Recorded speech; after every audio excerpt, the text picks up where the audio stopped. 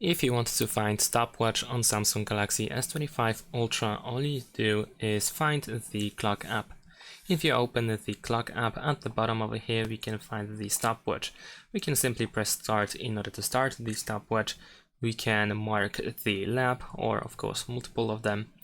We can stop at any point, and we can also resume the stopwatch whenever we want to. We can also reset the timer if needed. If we have some laps created, we can also press this button over here in order to copy the stopwatch to the clipboard. Over here we have the main stopwatch, and then we also have the lap time.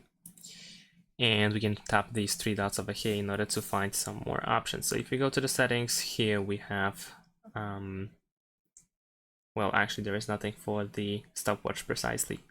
So maybe that is not really important.